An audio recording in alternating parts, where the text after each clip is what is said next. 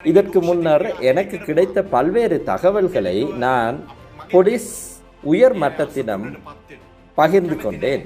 எனினும் அவ்வாறு பகிர்ந்து கொள்வதில் எந்த பயனும் கிடையாது என்பதை நான் இப்பொழுது உணர்ந்துவிட்டேன். எனவே இனி வரும் காலங்களில் எனக்கு கிடைக்கப்பெறும் எந்த ஒரு புலனாய்வு தகவலையும் நான் போலீசாருடன் பகிர்ந்து கொள்ளப் போவதில்லை. அந்த தகவல்களை நான் பொது வெளியில் அம்பலப்படுத்துவேன். இந்த நடைமுறையை இனிமேல் நான் முன்னெடுக்க உள்ள திட்டமாகும்.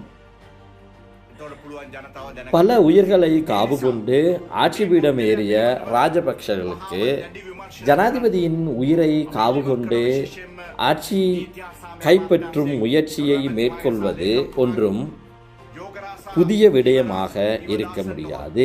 எனவே இந்த நாட்டு மக்கள் பல்வேறு அர்ப்பணிப்புகளை செய்து இந்த ஆட்சி மாற்றத்தை மேற்கொண்டனர். எனவே மக்கள் இந்த விடயம் குறித்து மிகுந்த விழிப்புணர்வுடன் இருக்க வேண்டும்.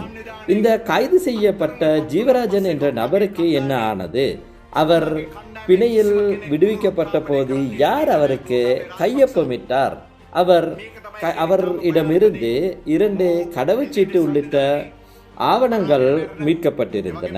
எனவே இந்த ஆவணங்கள் ஊடாக அவர் வெளிநாட்டுக்கு தப்பிச் சென்றாரா? அவர் வெளிநாட்டுக்கு தப்பிச் சென்றதாக எனக்கு அறிய கிடைக்கவில்லை. எனவே இந்த தகவல்களை அடிப்படையாக கொண்டு உரிய விசாரணைகளை முன்னெடுத்து உரிய நடவடிக்கை எடுக்கப்பட வேண்டும் என்பதே எனது கோரிக்கையாக அமைந்துள்ளது. நீங்கள் இப்போது பார்த்திருப்பீர்கள். இந்த பார்க்கின்ற போது முன்னாள் விடுதலை புலிகளின் உறுப்பினர்கள் 3 கைது செய்யப்பட்டதாகவும் அதில் ஜீவராஜன் என்கின்ற ஒருவர் கைது செய்யப்பட்டது தொடர்பிலும் அதில் முக்கியமாக கூறப்படுகிறது.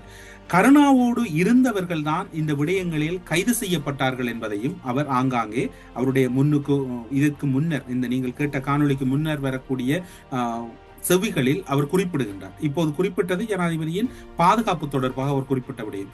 கருணா தொடர்பிலும் அவர் குறிப்பிடுகிறார். கருணாவோடு தொடர்பான பலர் தொடர்பில் சந்தேகம் இருப்பதாக கூறுகின்றார்.